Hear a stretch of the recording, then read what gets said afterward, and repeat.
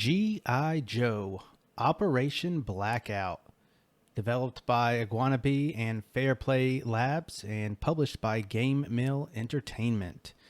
G.I. Joe Operation Blackout is a third-person shooter action game that takes you over the course of 17 different levels, taking charge of the Joes themselves and their accompanying bad guys, Cobra.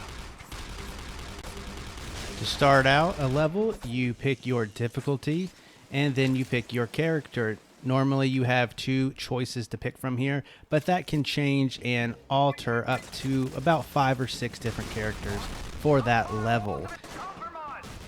Depending on skill and difficulty selected, levels last anywhere from 8 minutes to somewhere around 20 minutes based on my experience, but certainly could go further, longer, or shorter depending on your play style. The game is local co-op enabled, so if you do have a friend with you, they can hop right in and pick a second character to join you.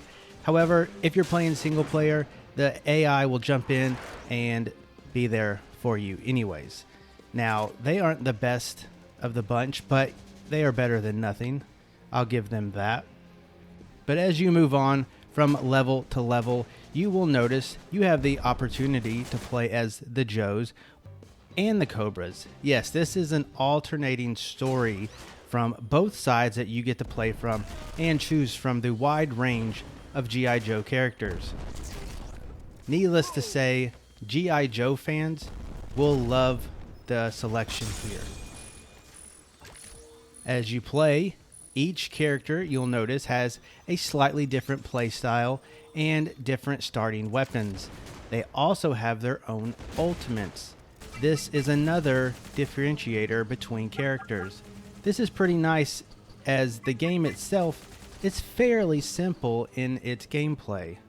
You start a level. For the most part, it is a third-person shooter level where you navigate through different main objectives and get to the end of the level. A couple of the levels are auto-scrolling driving missions, if you will, that tend to go the same amount of time every time, as long as you can get from point A to point B.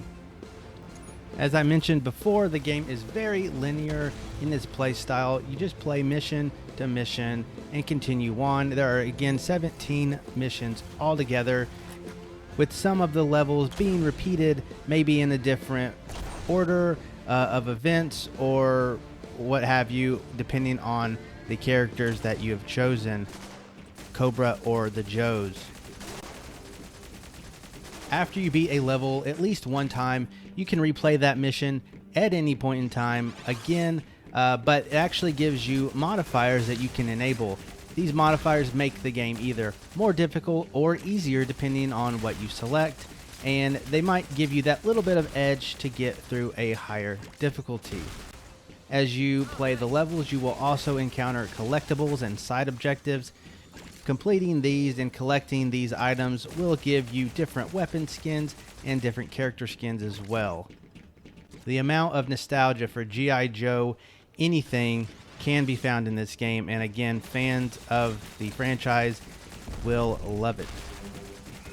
The story of G.I. Joe is told mostly through the cutscenes in between the levels at the start and the end, and they are mostly in a comic style still image, but each character is voiced and they each sound different, and from what I have been told, they actually do a good job at hitting each of these G.I. Joe character personas. The one thing I will mention about the combat is that it does use a targeting system once you look down your scope or your sight, and it will sort of lock on to an enemy nearby. This can be turned off in the settings, however, I never turned it off. It was pretty helpful, but it does take a bit of getting used to, especially when you're trying to aim for something to the side of a character, maybe an exploding barrel, for example, and you keep getting redirected towards the enemy. Now, G.I. Joe Operation Blackout doesn't only offer a campaign, but also multiplayer. Now, there is a downside to the multiplayer. It is entirely local co-op as of the launch of the game. I don't know about any plans to make it online, so that is a little bit more difficult, especially during these times. But however, if you do have a friend nearby, you can play this game against each other. The different modes for the multiplayer are Capture the Flag, Assault, King of the Hill, and Deathmatch Arena. All in all, I enjoyed my time with G.I. Joe Operation Blackout, and I probably came out of it a little bit more pleased than I might have expected. With the missions being as short as they are and not overstaying their welcome, and the different side objectives and collectibles and modifiers, they made each playthrough of the mission a little different in how I approached it, so that was appreciated. It's not something that I will probably play again and again, but replaying it once or twice more just to get 100% of the level done, it wasn't that bad. I enjoyed the art style. I actually enjoyed the shooting for the most part. I enjoyed the sound design as well. Overall, like I've said, I think G.I. Joe enthusiasts will absolutely love the nostalgia trip that this game takes you on. I think this can hit younger kids as well, even who don't have that nostalgia. It's just good old shooting fun in this linear story mode that you can take a friend along with you.